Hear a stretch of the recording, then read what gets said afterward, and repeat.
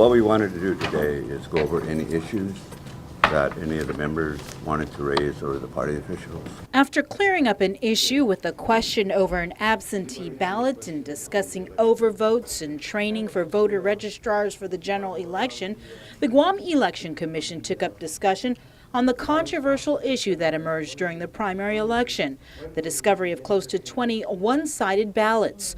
During today's meeting, GEC Executive Director Maria Pangilinan was asked to describe the printing process from start to finish to determine what could have gone wrong. Pangilinan explained that the ballots go through two different printers.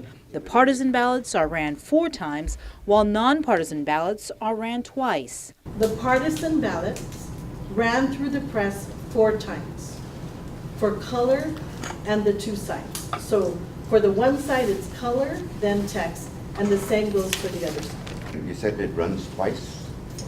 4 times. Both? Even the partisan? No, twice. The partisan runs 4, non-partisan runs twice.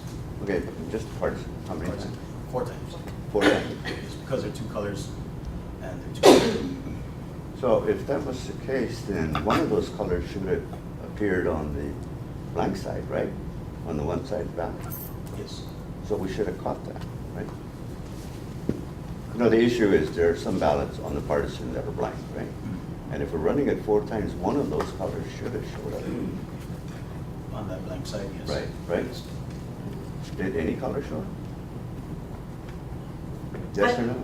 I don't remember, sir. I reviewed those ballots, but I don't remember if I saw color. During the meeting, it was revealed that GEC staff didn't allow enough time for the ink to dry before moving it to the next printer. I'm trying to think how it would go through 4 times and be blank.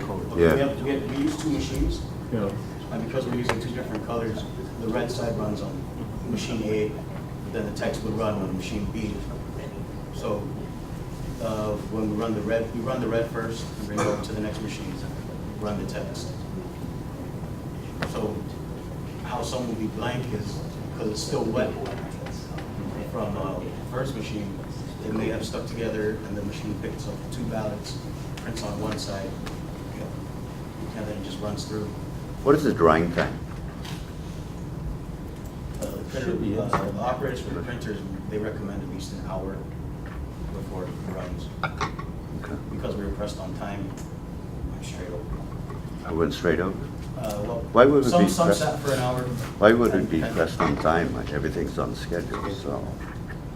Because I think, I'm familiar with printing, okay? That ink should dry. Why did we push it?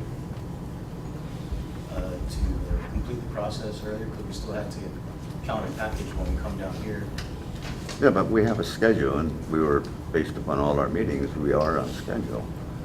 I mean, if it took an hour, we should have used an hour. So we didn't use any time, allow it to dry?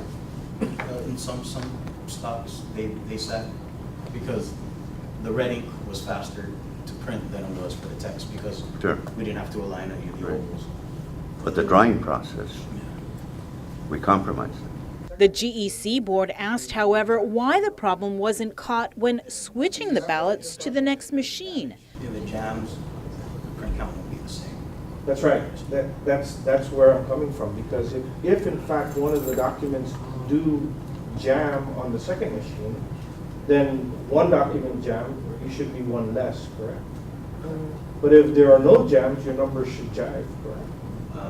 Correct, but we do not count it on the first machine and then count it again on the second. Okay, I think maybe you need to put that kind of process in place, especially when you're using 2 different machines, simply because of the fact that if the print, as you're saying, is not drying and they're sticking together, that can be a real simple way to make sure that the documents are going, but that's operational.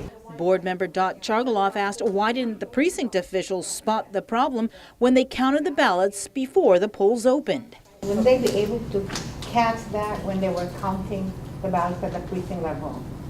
You know, look at both sides? Or when they count, they just count and it's whatever. When they count, they wouldn't be, in most cases, they wouldn't be able to count. They wouldn't be able to catch it. Because in most cases, even the precinct officials, as I saw them in training, they only count by the corner. So they just go like this and they count in batches of 20. The GEC has invited 10 representatives from each political party to join them as they begin reviewing every ballot Tuesday morning. Once this review begins, the Election Commission will be able to gauge how serious the one-sided ballot problem really is. The review begins at 9 a.m. In the meantime, the GEC board's next meeting is scheduled for this Thursday.